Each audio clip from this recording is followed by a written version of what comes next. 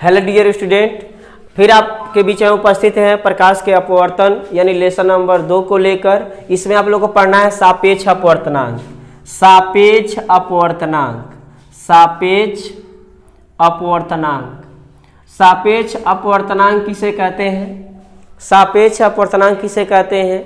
एक माध्यम के सापेक्ष दूसरे माध्यम के अपवर्तनांक को सापेक्ष अपवर्तनांक कहा जाता है। एक माध्यम के सापेक्ष दूसरे माध्यम के अपवर्तनांक को सापेक्ष अपवर्तनांक कहा जाता है। जैसे हम बता रहे हैं यहाँ पर, जैसे में ANG लिख रहे हैं। ANG, ए मतलब एयर, एयर मतलब होता है हवा, जी मतलब ग्लासेज, ग्लासेज मतलब होता है कांच। इसका मतलब हवा के सापेक्ष कांच का अपवर्तनांक है। ठीक है, हवा के सापेक्ष कांच का अपवर्तनांक लिख देते हैं।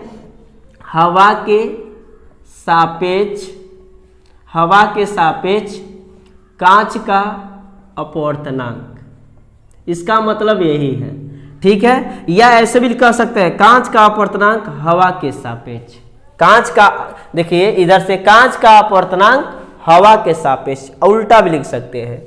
यदि यहाँ पे दूसरा, यहाँ पे लिखा गया है WNG, तो W मतलब वाटर और वाटर मतलब जल होता है, और G मतलब ग्लासेज और ग्लासेज मतलब होता है कांच। इसका मतलब जल के सापेक्ष कांच का अपवर्तनांक है। ठीक है, जल के सापेक्ष कांच का अपवर्तनांक, जल के सापेक्ष कांच का अपवर्तनांक, जल के सापेक्ष, जल के सापेक्ष कांच का अपवर्तनांक।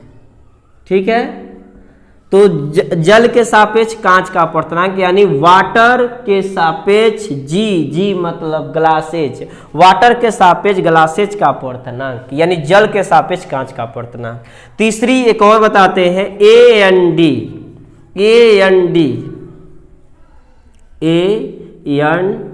इसका मतलब यह हुआ हवा के सापेक्ष हीरे का अपवर्तनांक। हवा के सापेक्ष हीरे का अपवर्तनांक, हवा के सापेक्ष हीरे, एयर मतलब हवा और डी मतलब डायमंड, डायमंड मतलब हीरा, हवा के सापेक्ष हीरे के अपवर्तनांक। यदि हम लिख रहे हैं ANL, तो इसका मतलब हवा के सापेक्ष L मतलब लिक्विड, लिक्विड मतलब द्रव यानी हवा के सापेक्ष द्रव का अपवर्तनांक। बात समझ में आई? चलिए इसको हम मिटाते हैं, फिर आगे देखिए। तो आप सापेक्ष अपवर्तनांक समझ गए होंगे। इसको लिखने का तरीका ये आपको पढ़ना आना चाहिए न्यूमेरिकल लगाने के लिए। अब हम लोग पढ़ेंगे निरपेक्ष अपवर्तनांक। निरपेक्ष अपवर्तनांक किसे कहते हैं? निरपेक्ष अपवर्तनांक, निरपेक्ष अपवर्तनांक, निरपेक्ष अपवर्तनांक बराबर होता है निर्वात में प्रकाश की चाल, निर्वात में प्रकाश की चाल C तथा माध्यम में प्रकाश की चाल V का अनुपात। देखो, निर्वात में प्रकाश की चाल C तथा माध्यम में प्रकाश की चाल V का जो अनुपात होता है उसे हम निरपेक्ष अपवर्तनांक कहते हैं। निरपेक्ष अपवर्तनांक यानी N, और ये हो जाएगा C अपान कितना V। तो यहाँ पे एक सूत्र मिल गया N बराबर C अपान V। चलिए एक छोटा सा क्वेश्चन देखते हैं, इस पर छोटा सा क्वेश्चन देखते हैं। यहाँ पर यदि कांच का अपवर्तनांक, कांच का अपवर्तनांक 1.5 है, 1.5 है। यदि कांच का अपवर्तनांक 1.5 है तो कांच में प्रकाश की चाल कितनी होगी? प्रकाश की चाल कितनी होगी? ठीक है, सिंपल सा क्वेश्चन है। यदि कांच का अपवर्तनांक 1.5 है तो कांच में प्रकाश की चाल कितनी होगी? इसको आंसर में हम प्रूव करेंगे। देखिए यहाँ पर N बराबर जो दिया है कांच का अपवर्तनांक वह 1.5 है। ठीक है, और प्रकाश की चाल C का मान हमेशा जो होता है वह 3 × 10⁸ मीटर प्रति सेकेंड होता है। आपका V का मान पूछ रहा है यानी कांच की चाल, चूंकि हम जानते हैं कि n बराबर, चूंकि हम जानते हैं कि n बराबर n बराबर c/v होता है, या थोड़ा सा और v को यहाँ पर और n को यहाँ पर कर दे रहे, तो v बराबर हो जाएगा c/n।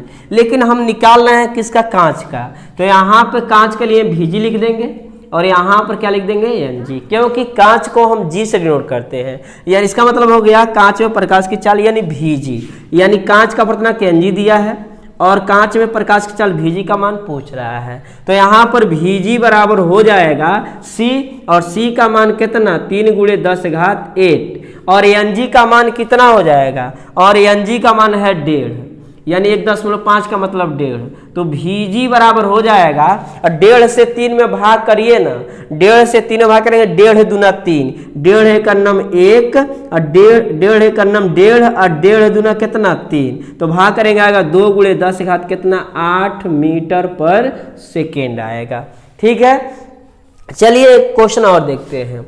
यदि जल का अपवर्तनांक 4/3 है, कितना है, 4/3 है, तो जल में प्रकाश की चाल कितनी होगी।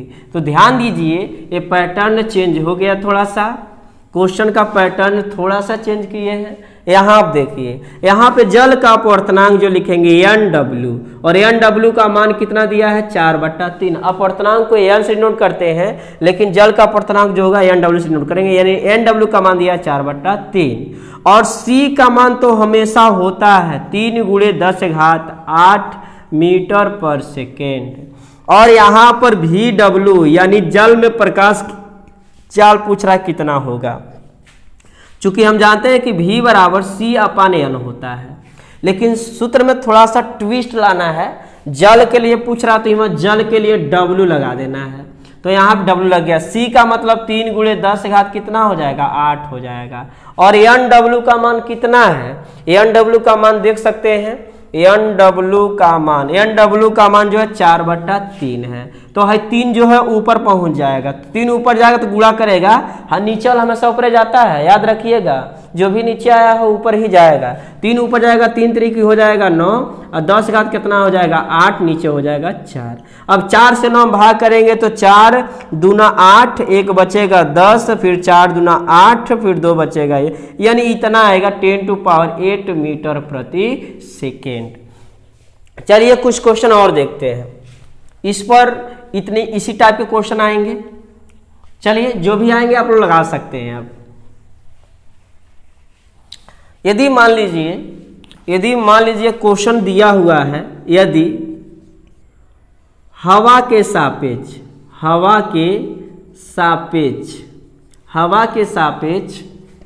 कांच का अपवर्तनांक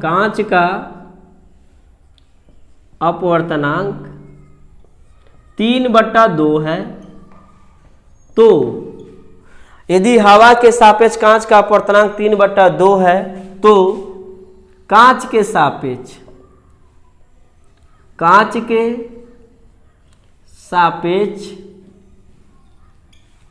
सापेक्ष हवा का अपवर्तनांक क्या होगा, हवा का अपवर्तनांक क्या होगा। बहुत ही मजेदार क्वेश्चन है, कुछ नहीं इस क्वेश्चन में A to Z आंसर, यानी यहां से हल लिखना है आपको। ठीक है, दिया क्या है, हवा के सापेक्ष कांच का अपवर्तनांक 3/2 है, तो यानी ANG का जो मान दिया है वह 3/2 है। पूछ क्या रहा है, कांच के सापेक्ष हवा का अपवर्तनांक क्या होगा, कांच के सापेक्ष हवा का अपवर्तनांक क्या होगा। G&A का वैल्यू पूछ रहा है, कांच के सापेक्ष हवा का अपवर्तनांक क्या होगा, कांच के सापेक्ष A का अपवर्तनांक क्या होगा। करना क्या है, इसमें आपको ये दिया है और ये पूछ रहा है, तो आप लोग देखेंगे इसमें और इसमें अंतर क्या है। इसमें और इसमें अंतर है कि G ऊपर है A नीचे है, और इसमें A ऊपर है G नीचे है। एक काम किया जाए आसानी से मान निकालने के लिए, G को ऊपर भेज दिया जाए और A को नीचे भेज दिया जाए, यानी पलट दिया जाए। तो G को जब ऊपर कर रहे हैं और A को नीचे कर रहे हैं, तो इसका मान भी तो पलट जाएगा। जब G ऊपर A नीचे तो भी पलट जाएगा। 3/2 है तो 2 कितना हो जाएगा 3, यही क्या हो जाएगा आपका आंसर हो जाएगा। ठीक है, यदि मान लीजिए हवा के सापेक्ष यहाँ पे जल का अपवर्तनांक 4/3 है, 4/3 है। तो जल के सापेक्ष हवा का अपवर्तनांक क्या होगा?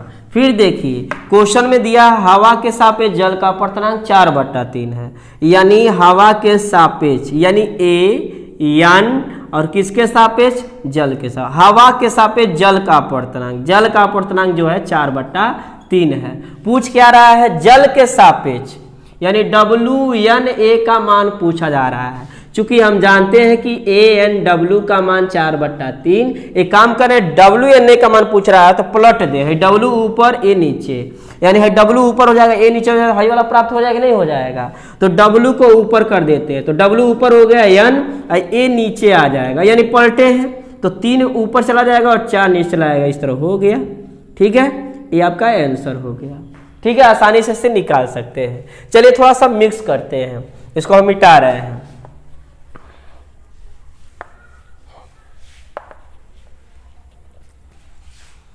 क्वेश्चन यह है, यदि वायु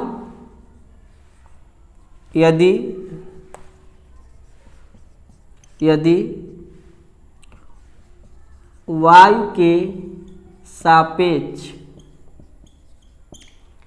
जल, यदि वायु के सापेक्ष कांच तथा जल का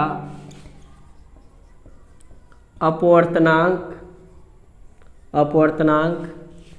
3/2 व 4/3 है, तो जल के सापेक्ष